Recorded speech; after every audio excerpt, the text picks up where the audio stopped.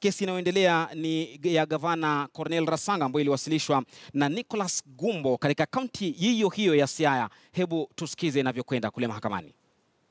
And that the vote after the voting, the votes are counted, tabulated, and the results announced promptly at each polling station. And further, that the results from the polling stations are openly and accurately collated and promptly announced by the returning officer. These constitutional principles are given effect through the Elections Act and regulations, the Election Offences Act, and even the Independent Electoral and Boundaries Commission Act.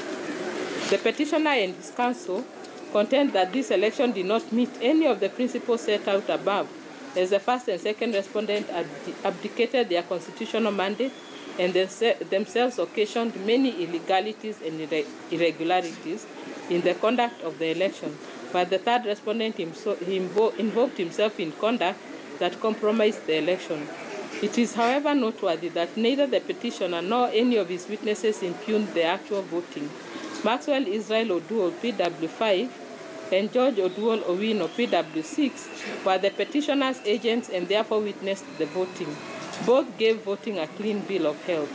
Even Philip Jalango, PW3, I think this was the chief agent, confessed to this court that he did not receive any negative report concerning the vote from their agents, the voting.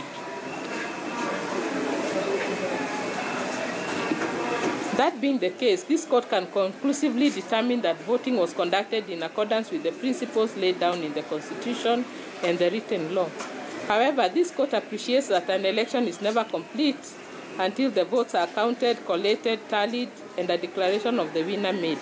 Under Article 86 of the Constitution, it is mandatory that the counting, tabulation, and collation of votes be done openly and accurately. In my view, the gravamen of this petition is the manner in which the first and second respondents tabulated and collated the votes after the close of polling. There is a separate issue regarding the illegalities and irregularities, and I shall determine the issue of counting, collation, and tallying of votes under that head. The petitioner also made several allegations against the respondent, which I shall consider when I determine the issue whether the second and third respondent committed offences under Section 9 of the Elections Act.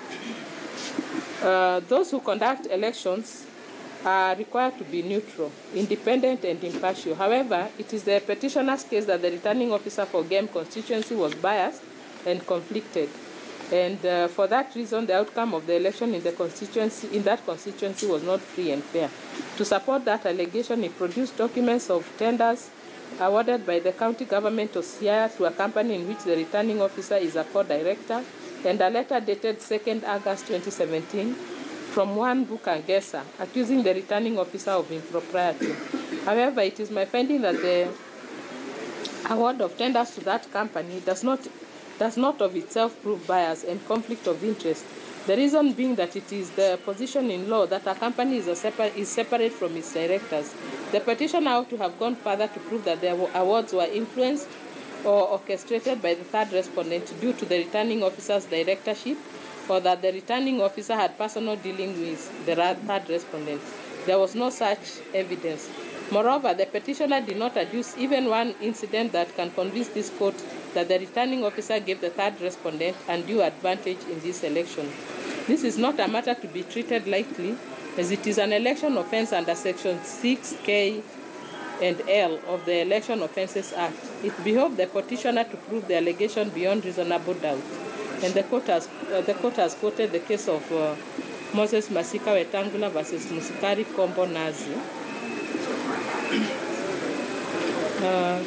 The other allegation of bias was made by Maxwell Oduor, who was PW5, an agent at Dibora Primary School Polling Station 3, who stated that the presiding officer and his deputy were evidently biased in favor of the Orange Democratic Party and gave undue advantage to the third respondent. In paragraph 10 and 11 of his affidavit, he deposed that the presiding officer turned a blind eye and took no action against the member of county assembly who stuffed the ballot box. It would not only be a serious dereliction of duty, but a criminal offence under Section 6M of the Election Offences Act for an election official not to prevent or report the commission of an election of electoral offences a PW5 alleges happened in Diboro, and PW5 ought therefore to have adduced cogent of evidence of his allegations.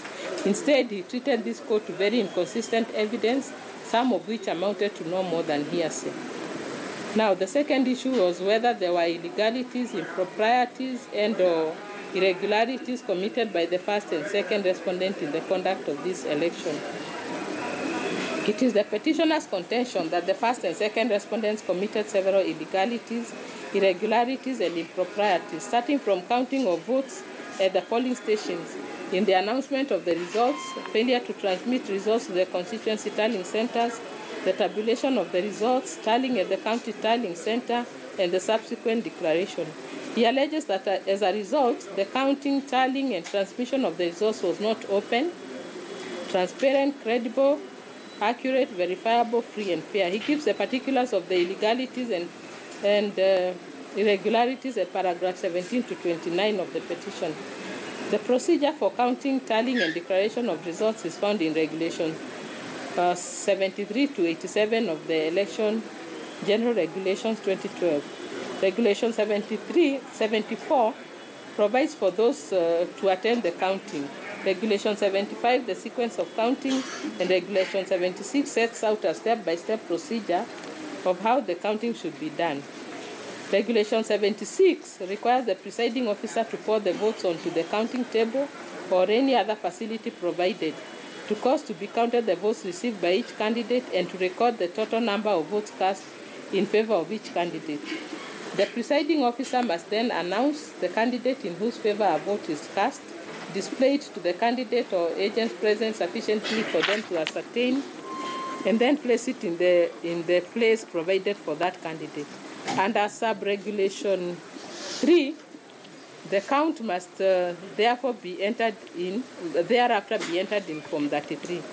If any votes are disputed, the presiding officer makes a decision. Thereafter, the presiding officer announces the results and then requires the candidates or agents to sign the declaration, in this case, Form 37A. He then delivers the results and other election materials to the returning officer. However, Regulation 82(1) requires that before leaving the polling station, the presiding officer shall submit the results in electronic form to the returning officer. The court heard that in this election, submitting the results in electronic form meant taking a photograph of the physical Form 37A using the KIMS kit and sending it to the returning officer through the same kit. The petitioner's contention is that the above regulations were violated, as during the counting, the officials of the first respondent did not announce the candidate in whose favor the vote was cast,